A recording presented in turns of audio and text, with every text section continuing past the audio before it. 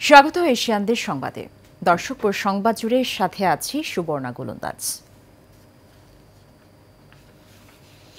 জাহাঙ্গীরনগর বিশ্ববিদ্যালয়ে কেন্দ্রীয় ছাত্র সংসদের নির্বাচনে দায়িত্ব পালনরত পোলিং অফিসার জান্নাতুল ফেরদৌসের জানাজা সম্পন্ন হয়েছে। তিনি জাহাঙ্গীরনগর বিশ্ববিদ্যালয়ের চারুকলা বিভাগের প্রভাষক ছিলেন। সকালে ভোট গণনার সময় হঠাৎ অসুস্থ হয়ে পড়েন। তাকে হাসপাতালে নিয়ে গেলে চিকিৎসকরা মৃত ঘোষণা করেন। জান্নাতুল ফেরদৌস জাকসু ও প্রীতিলতা হল সংসদ নির্বাচনে পোলিং অফিসারের দায়িত্ব পালন করছিলেন। এদিকে জাকসু ও হল সংসদ নির্বাচনের ভোট গণনা রাতে শেষ হতে পারে বলে জানিয়েছেন নির্বাচন কমিশনের সদস্য ডক্টর লুৎফুল ইলাহি।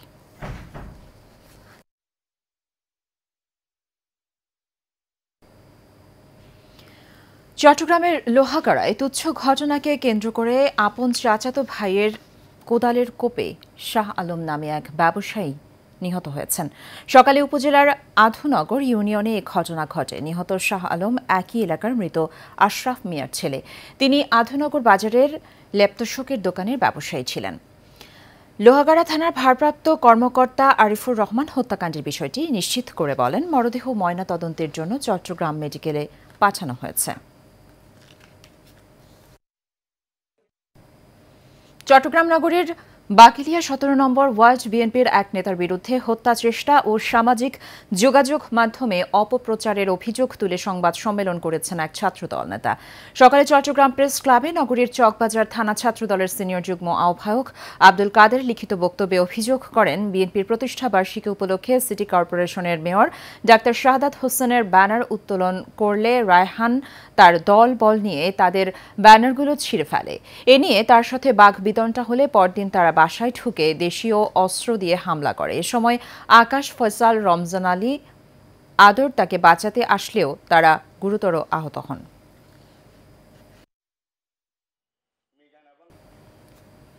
নোয়াখালী সদর উপজেলার 4 নম্বর ওয়ার্ড আওয়ামী লীগের সাবেক সভাপতি সোলাইমান মিয়ার বিরুদ্ধে আপন ভাই বোনদের ওপরে হামলা চালিয়ে তাদের সম্পত্তি জোরপূর্বক দখল চেষ্টার অভিযোগ উঠেছে। বৃহস্পতিবার সকালে উপজেলার সোলাইমান ব্যাপারীর বাড়ির সামনে সড়কে হামলা ও মারধরের প্রতিবাদে মানববন্ধন করে স্বজন ও স্থানীয়রা। এ সময় সোলাইমান মিয়ার স্বজনরা জানান, তাদের বাবা মার মৃত্যুর পর তাদের সম্পত্তি ভুক্তভোগীদের বড় ভাই সোলাইমান মিয়া জোরপূর্বক নিজের দখলে নেয়ার চেষ্টা করেন। আওয়ামী লীগ সরকার পতনের পর তারা তাদের ওয়ারিশান সম্পত্তি ভাগ চাইলে সোলাইমান ও তার ছেলেরা হামলা চালিয়ে তাদের আহত করেন।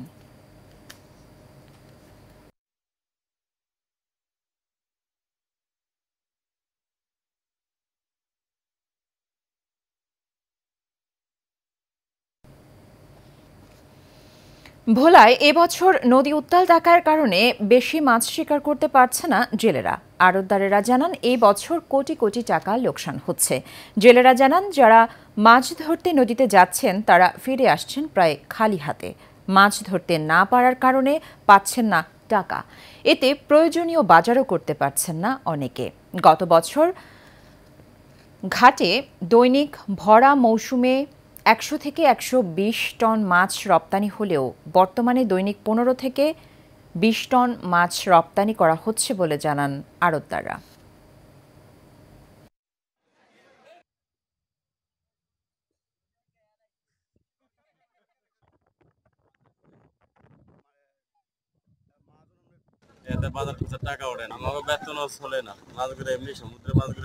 ইলিশের জন্য এই দ্বীপ জেলা ভোলাই বাংলাদেশের বিখ্যাত, কারণ প্রায় 1/3 ইলিশ এই ভোলা নদী এবং সাগর থেকে কিন্তু আহত হয়।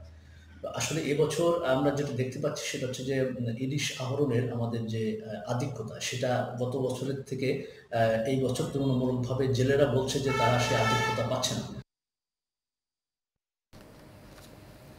দিনাজপুরের পার্বতীপুরে বদরগঞ্জ রংপুর মহাসড়কে পিকআপ ভ্যানের ধাক্কায় এক মোটরসাইকেল আরোহী নিহত হয়েছেন। এই ঘটনায় আহত হয়েছেন আরও 2 জন। নিহত যুবকের নাম মাসুদ রানা, পিতা ফেরদৌস আলী। তিনি চিরির বন্দর উপজেলা ভবানীপুর গ্রামের ফেরদৌস আলীর ছেলে। প্রত্যক্ষদর্শীরা জানান, বদরগঞ্জের দিক থেকে মোটরসাইকেলটি পার্বতীপুরের দিকে আসছিল। পথিমধ্যে হক সাহেবের অটো রাইস মিলের সামনে পৌঁছালে বিপরীত দিক থেকে আসা পিকআপ ভ্যানের সঙ্গে মুখোমুখি সংঘর্ষ হয় মোটরসাইকেলটির। এতে ঘটনাস্থলেই পিষ্ট হয়ে মারা যান মাসুদ রানা। চট্টগ্রামকে সুন্দর ও ক্লিন সিটিতে রূপান্তরিত করা হবে বলে জানিয়েছেন চট্টগ্রাম সিটির মেয়র ডক্টর সাদাত হোসেন। সকালে শ্রী শ্রী ঠাকুর অনুকূল চন্দ্রের ১৩৮তম শুভ আবির্ভাব উৎসব উপলক্ষে মঙ্গল শোভাযাত্রা ও আলোচনা সভায় প্রধান অতিথির বক্তব্যে তিনি এসব কথা বলেন। নগরীর দেওয়ানজি পুকুর লেন সৎসঙ্গ আশ্রমে আয়োজিত জেলা সৎসঙ্গ সভাপতি অনিল চন্দ্র পালের সভাপতিত্বে এবং সাধারণ সম্পাদক সুমন ঘোষ বাদশার পরিচালনায় এতে উপস্থিত ছিলেন শ্রী শ্রী ঠাকুর অনুকূল চন্দ্র, পাবনা হিমায়তপুরের সহ সাধারণ সম্পাদক সৌমিত্র মজুমদার পলাশ সহ আরও অনেকে।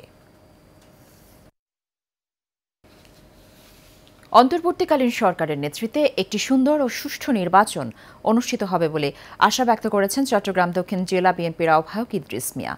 বৃহস্পতিবার বিকেলে চট্টগ্রামের বাংলাদেশ জাতীয়তাবাদী স্বেচ্ছাসেবক দল পটিয়া উপজেলা ও পৌরসভার কর্মী সম্মেলনে প্রধান অতিথির বক্তব্যে এসব কথা বলেন তিনি। চট্টগ্রাম দক্ষিণ জেলা স্বেচ্ছাসেবক দলের আহ্বায়ক মঞ্জুর আলমের সভাপতিত্বে এবং সদস্য সচিব জমির উদ্দিনের সঞ্চালনায় সভায় প্রধান বক্তা ছিলেন স্বেচ্ছাসেবক দল কেন্দ্রীয় সংসদের সহসভাপতি ওয়াহিদুর রহমান। সভার উদ্বোধন করেন কেন্দ্রীয় যুগ্ম সম্পাদক জেরাই কামাল।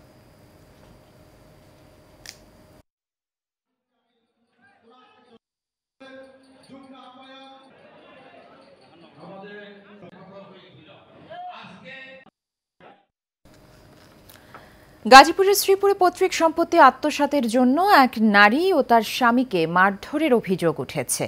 এই ঘটনায় ভুক্তভোগী পরিবার শ্রীপুর থানায় একটি লিখিত অভিযোগ দায়ের করেছেন। ভুক্তভোগী হোসনারা খাতুন জানান, বৃহস্পতিবার দুপুরের দিকে স্বামী শাহজাহানকে নিয়ে বৈরাগীর চালা বাপের বাড়িতে নিজের ওয়ারিশি জমির দাবি জানান। এ সময় বিবাদী মাহমুদুল, এনামুল, লাইলি, আমিনুল ও সৎ ভাই আউয়াল সহ হোসনারা ও তার স্বামী হামলা চালায়। পরে স্থানীয়দের সহযোগিতায় আহত স্বামী স্ত্রী শ্রীপুর উপজেলা স্বাস্থ্য কমপ্লেক্সের প্রাথমিক চিকিৎসা দেওয়া হয়। এই বিষয়ে শ্রীপুর মডেল থানার ভারপ্রাপ্ত কর্মকর্তা আব্দুল বারিক বলেন, বিষয়টি তদন্ত সাপেক্ষে আইনানুগ ব্যবস্থা গ্রহণ করা হবে।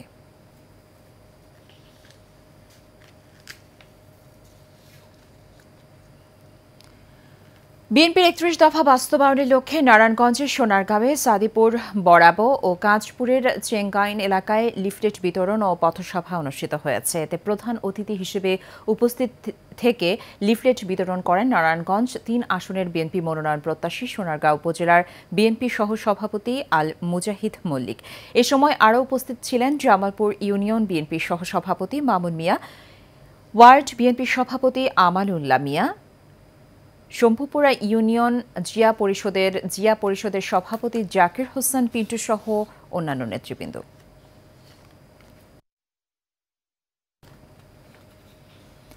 গাজীপুরের শ্রীপুরের মাওনা চৌরাস্তা এলাকায় স্বামী সম্পত্তির অধিকার ফিরে পেতে ২ শিশু সন্তান নিয়ে সংবাদ সম্মেলন করেছেন ভুক্তভোগী শেফালী আক্তার নামের এক বিধবা নারী।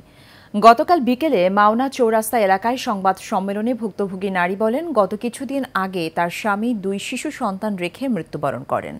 স্বামীর মৃত্যুর পর থেকে তার চাচা শ্বশুররা স্বামীর সম্পত্তি থেকে তার সন্তানদের বঞ্চিত করতে বিভিন্নভাবে পায়তারা করছে এবং সন্তানদেরকে মেরে ফেলার হুমকি দিচ্ছে। এই বিষয়ে তিনি শ্রীপুর থানার একটি লিখিত অভিযোগ দায়ের করেছেন।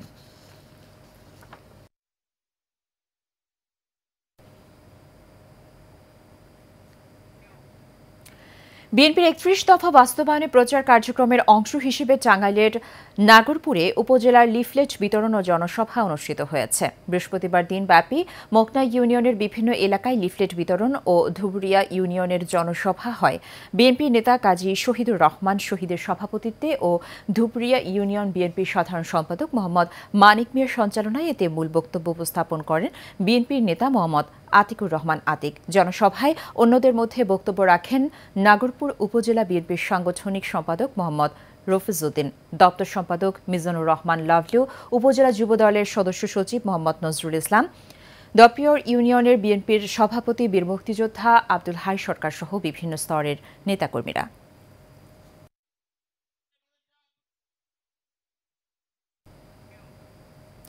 ময়মনসিংহের ভালুকায় ইট ভাটা মালিক মনু মিয়ার খপ্পরে পড়ে সর্বস্ব হারিয়ে পথে বসেছে একাধিক পরিবার। ইট বিক্রির জন্য অগ্রিম ১৯ লক্ষ টাকা নিয়ে ইট দিতে তালবাহানা করা ও জমি লিজ নিয়ে ৭ বছর যাবৎ জমির ভাড়া না দেওয়ার অভিযোগ উঠেছে ভাটার মালিকের বিরুদ্ধে। ভুক্তভোগীদের অভিযোগ সূত্রে জানা যায়, উপজেলার রাজর ইউনিয়নের উড়াহাটি গ্রামের সজীব খানের কাছে ইট বিক্রির উদ্দেশ্যে ১৯ লক্ষ টাকা দাদন নেয় ভাটার মালিক পার্শ্ববর্তী থানার পাইথল গ্রামের মালিক মনু মিয়া। চুক্তি অনুযায়ী ভাটা সংলগ্ন কোনো জমি থেকে মাটি না কাটার শর্ত থাকলেও মাটি কেটে অপূরণীয় ক্ষতি সাধন করেছে, যা ভূমির শ্রেণী পরিবর্তন করে ভূমি আইন লঙ্ঘনের শামিল। এই ব্যাপারে একাধিক ভুক্তভোগী জানিয়েছে, প্রতারক মনু মিয়া ইট বিক্রির কথা বলে তাদের থেকে অর্থ হাতিয়ে নিয়েছেন, পরে পাওনা টাকা চাইতে গেলে হয়রানির শিকার হচ্ছেন তারা। এ নিয়ে ভালুকা মডেল থানার অফিসার ইনচার্জ হুমায়ুন কবির বলেন, একটি অভিযোগ পেয়েছি, তদন্ত করে প্রয়োজনীয় ব্যবস্থা গ্রহণ করা হবে। তরুণদের কর্মসংস্থানের নতুন দিগন্ত খুলে দিতে মানিকগঞ্জের সাটুরিয়ায় যাত্রা শুরু করল ই-কমার্স প্রতিষ্ঠান WS কমার্স লিমিটেড। সাটুরিয়া বাজারের বাসেদ আমিন টাওয়ারে বর্ণাঢ্য অনুষ্ঠানের মধ্য দিয়ে শাখাটির উদ্বোধন করা হয়। অনুষ্ঠানে প্রধান অতিথি ছিলেন WS কমার্সের চেয়ারম্যান মোহাম্মদ শাহজাহান সিরাজ এবং প্রতিষ্ঠাতা ও সিইও মোহাম্মদ ওয়াহিদুর সিরাজ বাপ্পি। বিশেষ অতিথি হিসেবে উপস্থিত ছিলেন ব্যারিস্টার আকিব আকবর খান চৌধুরী ও প্রভাষক মোহাম্মদ রেজাউল হায়াত সৌরভ। প্রতিষ্ঠানটির লক্ষ্য ২০৩০ সালের মধ্যে অন্তত ৫,০০০ মানুষের কর্মসংস্থান নিশ্চিত করা এবং এর প্রতিটি কর্মীকে পেনশন স্কিমের আওতায় আনা। ব্রাহ্মণবাড়িয়ার নবীনগরে বিএনপির মনোনয়ন প্রত্যাশী অ্যাডভোকেট আব্দুল মতিনের গণসংযোগ ও লিফলেট বিতরণ এবং আলোচনা সভা অনুষ্ঠিত হয়েছে। সকালে নবীনগরের সলিমগঞ্জ বাজারে আলোচনা সভা ও গণসংযোগ করেন তিনি।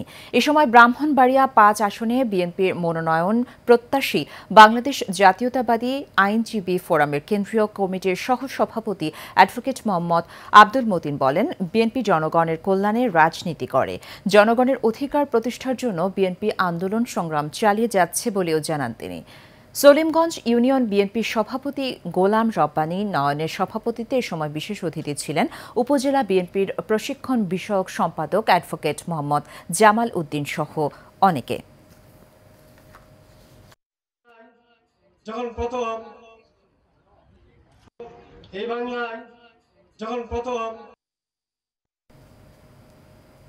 এশিয়ানদের সংবাদ এ পর্যন্তই। আমাদের পরবর্তী সংবাদ দেখার আমন্ত্রণ রইল। ধন্যবাদ সাথে থাকার জন্য।